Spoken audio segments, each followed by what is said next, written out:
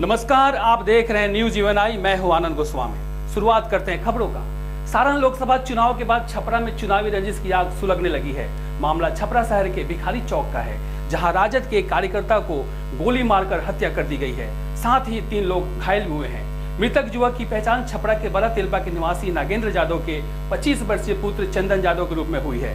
वहीं जो 3 लोग घायल हुए हैं वो शंभू राय का पुत्र गुड्डू कुमार, बिहारी राय का पुत्र मनोज कुमार तथा धर्मनाथ राय का पुत्र दीपक राय के नाम से पहचाना गया है।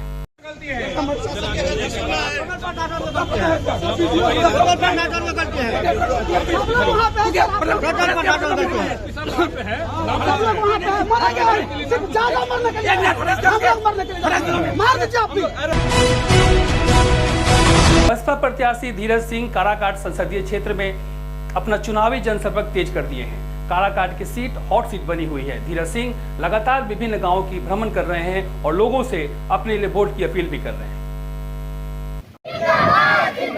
बहुजन समाज पार्टी जिंदाबाद,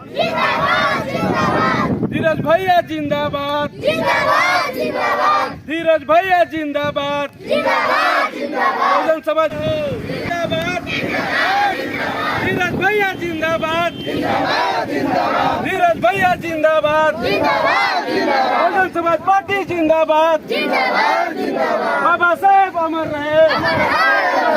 हम क्षेत्र में लोगों के बीच जा रहे हैं, घूम रहे हैं, लोगों द्वारा सम्मान मिल रहा है।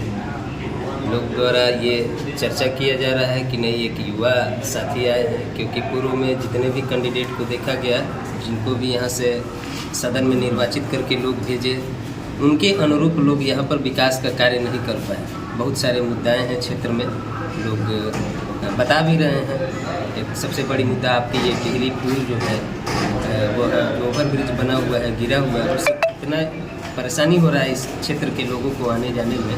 ये सब समस्याएं हैं, तो लोग मने समझ रहे हैं कि जो भी हम लोग अभी तक बनाए थे जनप्रतिनिधि यहाँ से बना करके उनको सदन में भेजा, वो लोग यहाँ के क्षेत्र के लिए विकास के लिए आवाज़ उठाने का काम नहीं किया। तो यहाँ के आम आवाम में यही सोच बनी है कि एक युवा चेहरा को दिया जाए और युवा एक नई सोच के साथ वो काम करेगा। यही आवाज़ क्षेत्र से है। भोजपुर में मझौआ बांध के समीप हथियारबंद बदमाशों ने जमीनी विवाद में एक युवक को गोली मारकर हत्या कर दी है।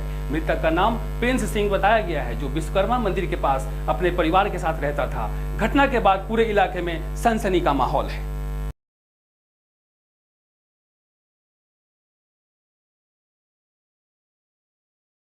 तो कैसे क्या विवाद चला रहा था सामने? इसके गांव पर विवाद चल रहा था, कुदरिया में जमीन वगैरह का विवाद है, 6-7 कट्ठा का।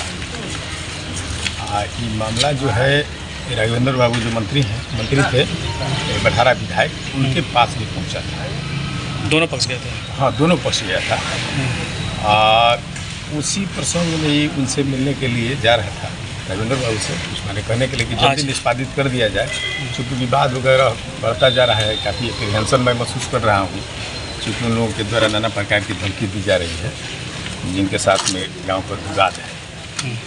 तो इसी क्रम में बांध पर पीछा करके घटना को अंजाम दिया गया है। धनबाद में आज मध्य प्रदेश के कांग्रेस के पूर्व विधायक कुणाल चौधरी ने एक प्रेस वार्ता किया और यह स्पष्ट किया कि अब लोगों ने मूड बना लिया है कि बीजेपी को हटाना है और इंडिया गठबंधन को लाना है। उन्होंने कहा कि इंडिया गठबंधन की जीत पक्की है। के ऊपर वोट का डिवाइडेशन करने की कोशिश कर रही है। रोज कभी बयान देश के प्रधानमंत्री के आते हैं जो इनके गारंटर है। मेरा निवेदन था, मैंने उस व्यक्ति ने जो बात मुझे एक और कही वो भी अच्छी लगी कि भैया अगर मोदी जी को वोट चाहिए था तो वो यहाँ से आके लड़ लेते। चुनाव यहाँ पे है, एक भारतीय जनता पार्टी के प्रत्याशी विरोध में इंडिया गठबंधन के संयुक्त प्रत्याशी के बीच में जनता तय कर चुकी है कि किस तरीके से सौम्यता के साथ इन्हें चुनना है।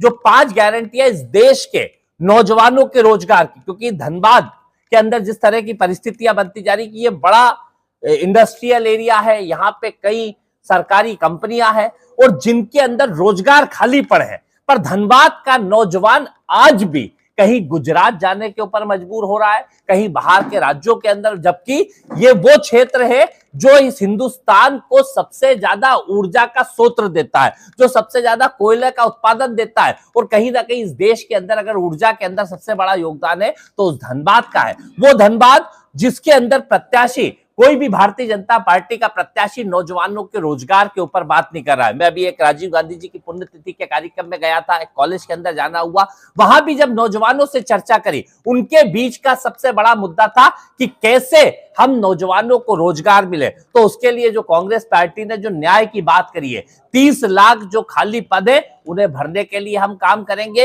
इस देश की गरीब महिलाओं को उनका अधिकार दिलाने का काम करेंगे और 20 साल के बाद इस धनबाद की जनता को एक महिला प्रत्याशी के रूप में, महिला सांसद के रूप में एक सांसद चुनने का मौका मिला है, जो कहीं ना कहीं इस धनबाद की आवाज बनते हुए इस क्षेत्र के अंदर बेहतर विकास का काम करेंगे। और देश के अंदर जो 400 पार से भारतीय जनता पार्टी शुरू हुई थी कि पहले आते थे तो बड़ी बातें करते थे। भागलपुर के नारायणपुर प्रखंड नगरपाड़ा गांव में बिजली के शॉर्ट सर्किट की वजह से भयावह आग लग गई। एक गरीब परिवार का घर, उसका सामान, उसके खाने पीने की चीज सब कुछ जलकर राख हो गया। खेत में सब लोग गए थे जब ये आग लगी। की सब क्षति है? कोई ने कपड़ा लता कुछ नहीं छै बाबू, सब चीज जली गेलै, न खा पीरा खाना में खेबै कोन चीज, सब चीज जली गेलै, कुछ नहीं, सब चीज जली गेलै, कुछ नहीं रहलै, कुछ नहीं रहलै बाबू, सब कुछ नहीं रहलै बाबू। क्या ठो बाल बच्चा है? 5 गो बेटी, 5 बाल, 5 गो बेटी है बाबू, कोई नहीं छै करला, 5 गो बेटी है। क्या नाम इनके पति का? पति का हमारे पास में, हमारे पास में। कहाँ है, कौन सा गांव है? नगरपाड़ा। कैसे लगा आपको? बिजली से बोल रहा लगा है आग।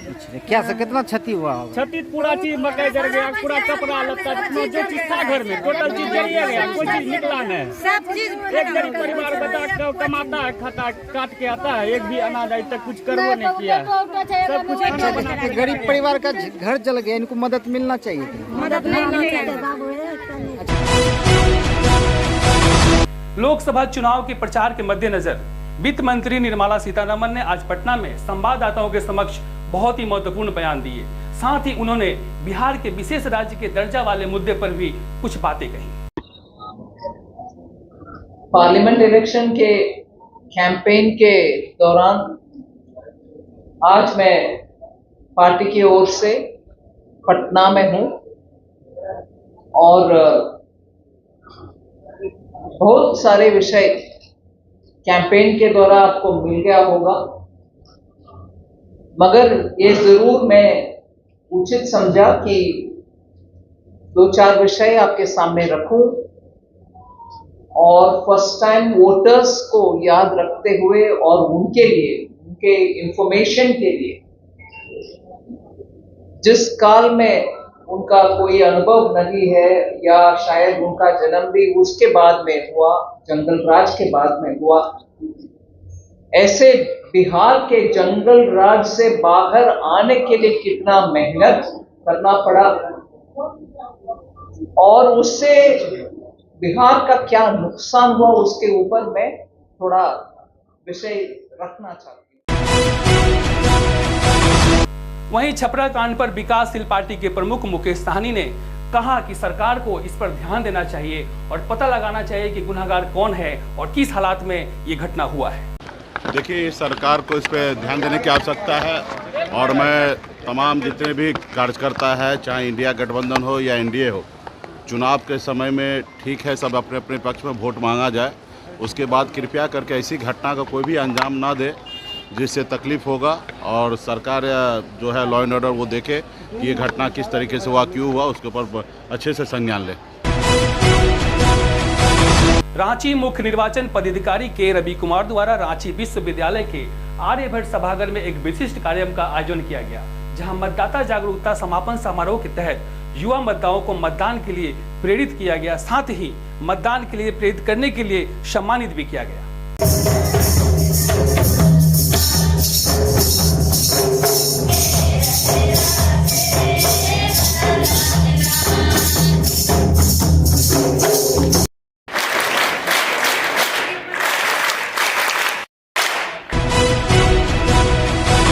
वहीं छपरा में हुए गोलीकांड पर चिराग पासवान ने सीधे तौर पर कहा है कि दोषी जो कोई भी हो उस पर कार्रवाई होनी चाहिए, वो चाहे जिस पार्टी का हो, इससे कोई फर्क नहीं पड़ता। है क्या कहेंगे? नहीं, ये चिंताजनक है। चुनाव में इस तरीके की हिंसक झड़प कतई उचित नहीं। जांच होनी चाहिए। कल हमारे यहाँ भी मतदान था, हाजीपुर में भी था, तो ऐसे में बहुत ज़्यादा जानकारी इस विषय पर हमारे पास नहीं है, पर जांच होनी चाहिए। जो भी दोषी हो उसके ऊपर कार्रवाई होनी चाहिए। और चुनाव के वक्त ये संयम हर किसी को बरतने की ज़रूरत है। हतो उत्साहित होकर हार जीत को लेकर इस तरीके से एक दूसरे के साथ ही झड़प कर लेना, और वो भी ऐसी झड़प की नौबत इस हद तक आ जाए कि कोई अपनी जान गंवा दे, ये कतई उचित नहीं। लेकिन रोहिणी आचार्य कह रही है कि भाजपा का गुंडा जो था बैठा हुआ था और वही ये सब किया है, बूथ कैप्चर किया जा रहा था। देखिए, जो भी दोषी हो उस पर कार्रवाई होनी चाहिए, पर ये समय इस तरीके के आरोप प्रत्यारोप लगाने का नहीं है। अगर इस तरीके की बातें होंगी तो कई उदाहरण फिर हम लोग के पास भी हैं कि किसने क्या किया। ऐसे में जो भी हो, जिसकी वजह से भी ये घटना घटी है, उसके ऊपर कार्रवाई होनी चाहिए। वहीं जेडीयू के प्रदेश अध्यक्ष उमेश कुशवाहा ने भी छपरा हिंसा पर अपना पक्ष रखा है। उन्होंने कहा कि हार से बौखलाकर रोहिणी बूथ पर पहुंची और लोग उग्र हो गए, तभी यह घटना हुई। कांड का जांच हो रही है, जांच के बाद सच्चाई पता चल जाएगा क्या हुआ है मामले की। लेकिन हम तो एक बात जरूर कहेंगे कि रोहिणी आचार्य का हार जो है सुनिश्चित है, जिस कारण उकताया हुआ है, अलबलाए हुए हैं। लेकिन रोहिणी आचार्य आरोप लगा रही है बीजेपी के ऊपर और कह रही है कि बीजेपी के गुंडे बैठे हुए। ये मामले की तो जांच हो रही है जी। एसपी ने बताया कि मामले की जांच कर रहे हैं, तो उससे सच्चाई का पता चल जाएगा। पुलिस पर कार्रवाई कर रही है, जो भी होगा पता चलेगा, तब उसके बारे में बोलने में ठीक रहेगा। लेकिन हम तो इतना जरूर कहेंगे कि जो चुनाव हुआ है, 5वें चरण के जो चुनाव हुआ है, सभी जगह जो एनडीए के पक्ष में गुलवंद है मतदाता एनडीए को वोट कर रहे हैं, इस कारण वो लोग उकताए हुए हैं। वो लोग आरोप लगा रही है। लेकिन सर, रोहिणी आचार्य कह रही है भाजपा के गुंडे ने ऐसा काम किया। मैंने कहा कि उसकी जाँच हो रही है, जाँच के बाद पता चल जाएगा।